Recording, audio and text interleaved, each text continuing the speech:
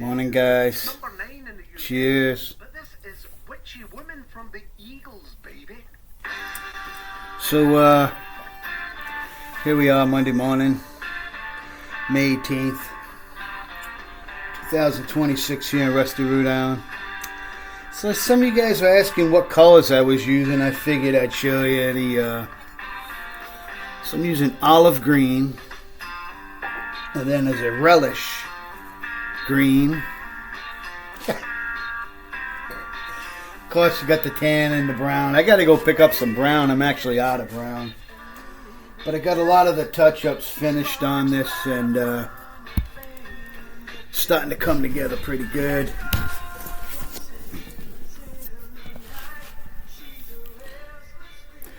The engine has some oxidation on the top of the heads, but I'm out of the brown. I'm going to go today and pick up some brown. I don't know how the hell I had this. There was 2 brown cans of brown on the shelf, and both of them were about empty.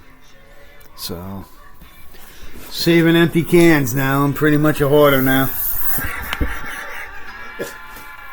I don't know. I put them, I guess I thought they still had a little bit left in them. They did have a little bit, but not enough to finish, so I'll go get some more. A few people had wondered if I ever rode this motorcycle.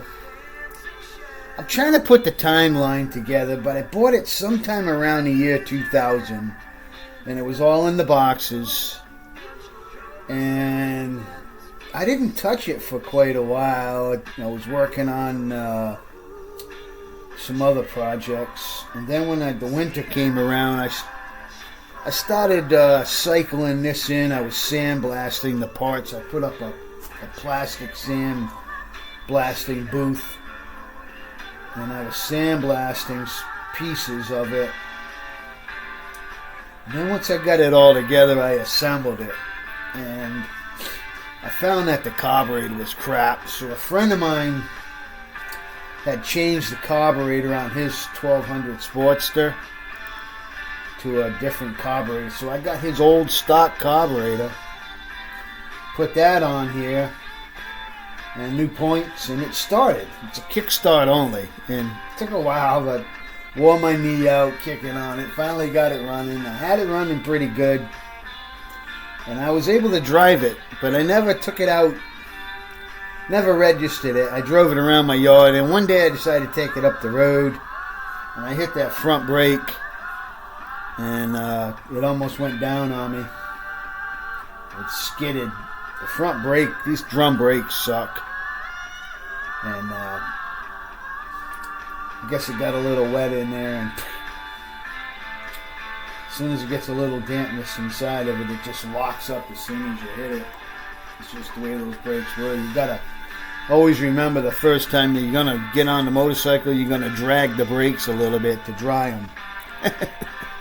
Seriously, it's like old cars had to do that back in the day. If you got damp in the front drums, first time you hit the brake, you almost go into the dashboard. It still kicks over. It still has lots of gear.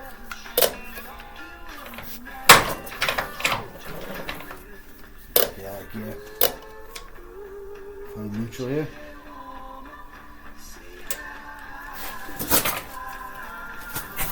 Yeah, there it went. So it still kicks over. It's still got the oil in it. But I haven't, like I said, ran it since like 2002 or something like that. It's been years. And then it was all black. It was a totally different. It was a stock Sportster. Had the chrome oil tank and all that, and everything was over here. And I decided that I wanted to make this out of it. Changed the tank, the seat, installed all of this stuff. So even this bar, this crash bar, was off a Honda. I incorporated parts, an old oil pressure gauge. I incorporated all kinds of parts into it. Ugh. But I figured I'd show you how it was coming out. This rear fender, you can see that it looks like it kind of exploded, and that was the idea. I put another piece of metal underneath and did all the curling up with a pair of needle nose pliers. And then I took a torch and I just burnt with the torch to give it the burnt look just at the end there. It looks like it exploded. And that was the idea with that. So, the idea this morning was to come out and get on the Mustang. I got this die grinder. I got to change the wheel on. And then I'm going to go at the I'm going to go at this with it and cut it down with a new wheel. So that's the plan for today, is to start working on the Mustang. Eventually go down to the hardware store. Oh, let's go.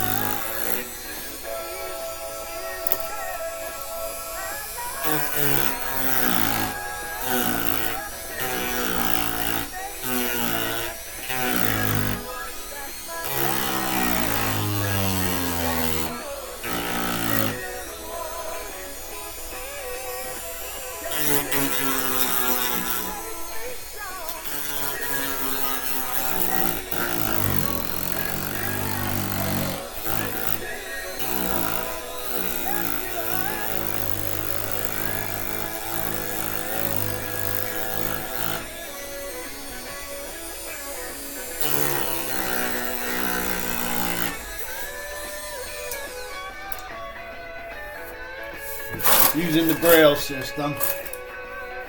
Still feels a little lumpy right there.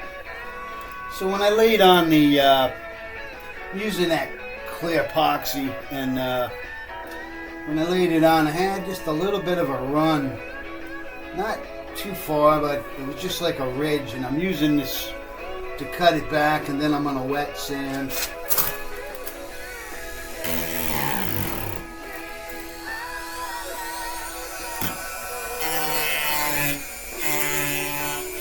Go with too high of a speed because it'll burn through real fast. You don't want to be back and then have to put more on.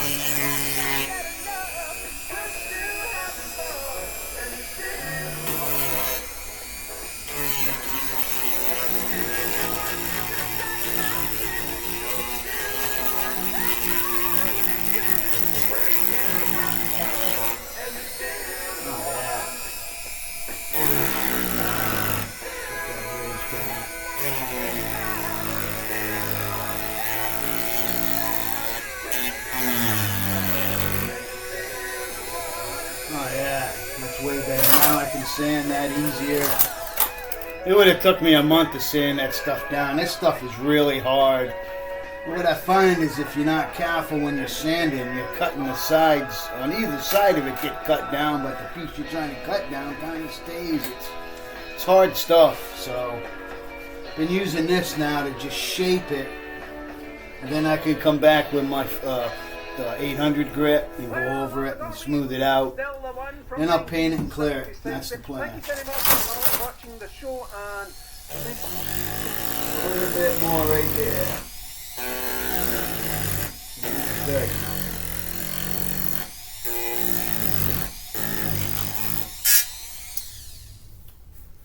All right. Hi there. there, groovy people. Welcome. Now I can get the sandpaper out and get started on that. If I can get up a lot of dust.